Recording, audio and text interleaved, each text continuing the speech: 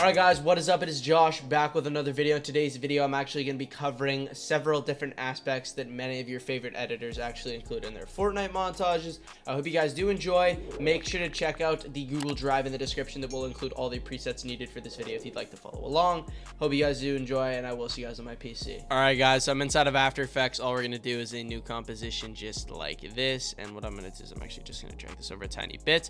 The way that we're actually going to set this up is I'm actually going to go to a clip pack, so we will do something like, where was it, right here. So I got some just Plux clips. He's a super good clip hitter, and you know, his clips are great and I love using them.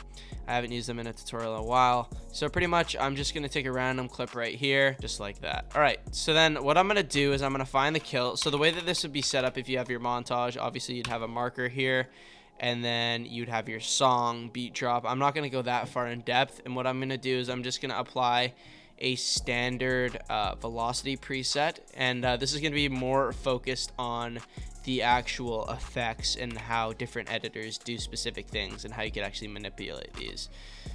So we just got a standard velocity right there. Okay, so the first thing I'm going to do is I'm going to cover impacts. So to do this, you're just going to add an adjustment layer of any, you know, size to the clip as long as it lasts from the kill to the very end. Some editors will actually include effects from their build-up into the kind of build-up for their impact, if that makes sense. So they'll have this last before the kill, and then they'll just have the keyframes. But I always just start it on the kill just because it's a lot easier. What you're gonna do is, to make it a lot easier, we're just going to go and you're just gonna add these two base layer shakes to your impact, which is going to be the God Y shake and the God Tilt shake. And the thing about this is, like I said, it actually lasts one keyframe before, so we're just going to drag it before, drag this one frame before, and then I'm going to go back and I'm going to add, this is the Y shake, so I'm going to add the tilt shake just like this, and that should be good. Let me just quickly check these and drag that over. Okay, so for this, we can just see that it has a bit of a Y shake, which is this motion right here, and then it goes into a tilt shake. So if you guys are looking for a over edit kind of look that is more like a old maxi style or like an Eon style, if that makes sense, what I would recommend is the option to change your frequency, which actually adjusts, if you guys didn't know, how fast it moves, and amplitude actually controls how far it moves. So I hope that kind of, you know, furthers your understanding of the effect itself. So this is the first shake, which is the Y shake. I'm going to quickly get rid of this tilt shake just so you can see. So this is the without the kill. So this is just what it looks like without the shake. So if I were to change the amplitude, we can see that it moves it, which if we do this, we can see it moves it an insane amount, so we don't want it too far. I have it at 2.7. If you wanted it to be a lot more of a hard impact, you could do like a 3.7, and that would make it go a lot further, and then it would obviously have to bounce back to recover to the value that it was at before. So that makes it a lot more harder impact. Obviously, we could drag this keyframe out as well if we wanted it to go up, down, and then back up, and then back down to kind of line up back in this middle spot. So that is pretty much that. Perfect, just like that. And then obviously the other value that we could change is this frequency. So if we were to increase the frequency doubled to 20, we can see that it kind of has this flicker where it kind of jumps up and down a lot. So if we were to actually drag this a bit closer, it would kind of do a bit of a skip. And I've seen Eon use that in a lot of his highlights where it kind of skips for a bit. It does look a lot better if you actually decrease the amplitude when you increase the frequency. That way it's a lot more noticeable, and the bouncing actually happens a bit closer. So just like that, it's a bit shaky. And yeah, that is pretty much that. And if you wanted to, you can go to the individual Y shake settings and change the amplitude of the Y shake itself. But that's pretty much how you can actually manipulate this for a more over edit look. If you wanted something a lot cleaner, you could change it to literally something like 1.7, change the frequency, or sorry, this is the wrong shake.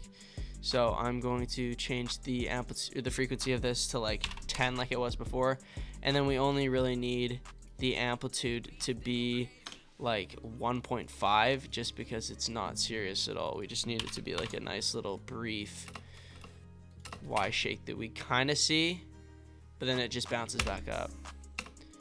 See how it looks a lot cleaner than the other one? And then the tilt shake, that is another different story. So the tilt shake can also define a impact. I'm gonna get rid of the Y shake for a second. So we can see this tilt shake, there's a bit of black bars just because the resolution of this montage is a bit off. The tilt shake will also define the impact itself. So we can see that this one's kind of like a ease tilt shake. I don't have it too close to the end, so we're gonna adjust that. So it kind of slows down towards the end. If we wanted something a bit more extreme, what we would do, we have the amplitude at 1.3. We change it to maybe 3.5. And then halfway through, we can see how it shakes an extreme amount. I would change this to something like 0.06. So it would gradually go to 0.06 right here. And then it would actually go down into a 0. So if I want it to be a bit more of a spiked, gradual adjustment, and then have it kind of fade into that 0, that way it isn't as sharp and it's more of a gradual one. That is how we'd actually do that, and we could actually have this kind of be a bit more linear if we wanted to. But just by itself, if we had this kind of burst of a massive tilt shake and then it goes easily into a 0% where it straightens back out, that would be great for like an over edit kind of thing. But if you were to do just a clean edit, I would recommend not doing something extreme, but instead kind of turning down the amplitude to something like maybe 2, and then having it consistently just do a little mini tilt shake throughout. And then obviously you don't want your graph editor being too messed up, so you'd adjust that accordingly so it goes more linear, because that's kind of what we want for that. But then it will just go out to 0. But that's pretty much how to do a clean impact.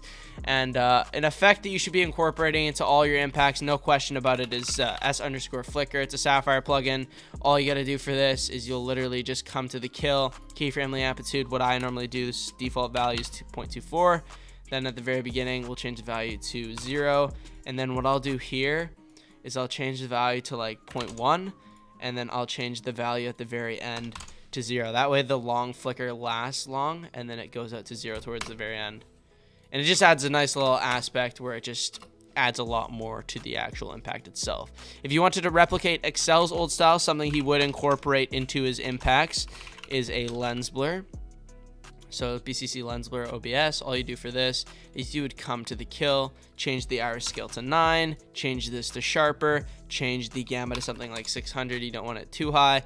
Keyframe the iris scale here, change this to 0, and then we go 15 frames. 1, 2, 3, 4, 5, 6, 7, 8, 9, 10, 11, 12, 13, 14, 15, and change this to 0.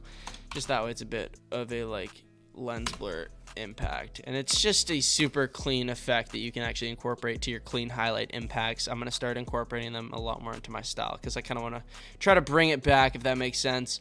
And yeah, there's a lot more effects that you could experiment with, but now I'm actually going to get into build-ups by themselves. Something I did actually take inspiration from Maxi before I actually included them in my highlights was these Blurmo curved screen pumps that he made a really cool graph for. So to actually replicate a screen pump like Maxi or any other big name over editor nowadays, what they will do is they will keyframe their Z distance at something like 0.5 or 0.6, something extremely zoomed in, so we can see how zoomed in this is. And then what they'll do is they'll go to kind of the very end, they'll keyframe this back at 1, and then they'll go before or wherever the kind of build up starts. So like right here, they'll change this to 1, and then they'll make a graph that looks almost something like this. Sorry, I gotta keyframe or change these keyframes to easy ease. They'll make a graph that is extremely sharp and looks something a lot like this, and it's great. It's a great way to incorporate your screen pumps, and it just is a nice little sharp in and out, looks great, never hurt anyone, and it's just such a great addition for my highlight videos whenever I include it. And then also a main thing that Maxi also incorporated into his highlights was flicker buildups. So I'm gonna add a flicker to this layer. I'm gonna go find the first keyframe. I'm going to change the amplitude of my flicker to 0, where we actually have this screen pump start. I'm going to go to the kill, change this to 0.74, and then I'm going to go 1 frame after and change this to 0. And it just looks super great. You can just see the kind of gradual flicker build up, just like that. Something else he would include is Vignette. This is pretty much just not even Maxi specific. It's like almost any over editor. So we'll go to the very beginning, change this opacity to 0, change it to 1, and then the frame after we'll change it to 0 again. and that's just a super clean way to do over edit buildups like your favorite over editors. And yeah, that is pretty much that. Another cool effect that I normally use is monochrome. You do the same process, but you do it with mix with source. So we'll change the mix with source to 1. To here, we'll change it to 0. And then right after, we'll change it to 1. And that is kind of the same process. Super, super cool. And that is pretty much that for buildups. The only thing you would really do for a clean one is maybe like some sort of light flicker or a little bit of a vignette or a monochrome, maybe a bit of an opacity fade. But that is pretty much how to do buildups like your favorite editors. I'm not going to cover the skin glows. If you want to learn how to do a skin glow, go to Rambo's channel. Go to someone that will just make a random skin glow effect. Go check out their channel. I'm not about that. And yeah, that is pretty much how you do buildups. In terms of doing a simple ident intro in the beginning, a lot of people don't actually know how to do this. I've covered this in some tutorials. Let me quickly just go over it again. So a lot of people struggle when their ident comes in, what they should actually do. And I see a lot of people, they just leave the clip as normal, and it's hard to see your ident. And I get it. Yeah, it does stick out a bit, but it's not as defined as it should be. So at the very beginning, what you're going to do is you're going to keyframe your opacity. You're going to bring it up, and you can press T on your keyboard if you don't know. T brings up opacity. You'll keyframe your opacity at 100, and when the first letter of your ident or the first pop-up appears, you're going to change it, sorry, not to 0. We're going to change it to 40, and then we'll kind of come to where it starts to fade out, and we'll keyframe it at 40 again. And then when it's fully gone, we're going to change it to 100. So that looks like this. And we can just see how much of a difference it makes. Just having this opacity fade actually makes our ident stick out. And if you want to take it to the next level, what you could also do, lens blur never hurt anyone. We're going to change this to sharper, change the iris scale to 9, and then change this gamma to like 800 or something like that. And then we'll follow the same keyframes. We'll keyframe it right here at 9. And then what we will do is we will go to the keyframes right here and change the iris scale to 0. Go to the beginning, change it to 0, and yeah, it's just such a massive difference. Like, look at the difference in the lens blur. Just it's night and day in terms of difference. And that's how you could actually do your ident intro. Last thing I'm going to cover is how to do kind of like a color correction depending on the vibe of your highlights. So for me, I just add looks to my actual montage, and what I will do is I'll have this in the description. It's a dark vibe CC. What this does, it's more like for over edits, you know, like maxi kind of stuff. Maxi kind of did like more darkened vibe kind of over edits. I changed this to 60 or 70, maybe even 80, depending on the vibe of my highlights. And I don't know, it just kind of sets the tone. I've used it in like my off the grid over edits and that kind of sort. But something more of an Excel CC is actually, let me quickly find it, I actually made this a while ago. This actually is highly based off of Excel's highlight videos that he was posting for Who Fishy and that kind of stuff. If you want to check out this, you can actually do that. This is based on his newer thing before he actually quit, his newer CC. And you can actually check out that preset that will be in the Google Doc as well. I'll have a tutorial on how you can import these. But yeah, if you wanted to do some sort of clean highlights, I'll quickly show you. You would just get rid of this. If we're starting brand new, literally all the clean editors, what they'll do is they'll add on like a hue saturation. They'll change the saturation to like 130, and then that's pretty much that. They just want it to be as bright as possible. I guess it depends on whoever's getting the clips, how bright their game is would depend on the adjustment of the saturation. This one's a bit more orange or blue, so it doesn't really fit the vibe of the 130% clean CC. And something that a lot of over editors use, if you guys don't know, RSMB Pro. All you do for this is you'll just change the blur amount to like 0.25. But I hope you guys did enjoy the tutorial. If you have any ideas for future tutorials that you want to see on the channel, make sure to leave them down below in the description. Like, comment, subscribe, and I will see you guys later. Peace out.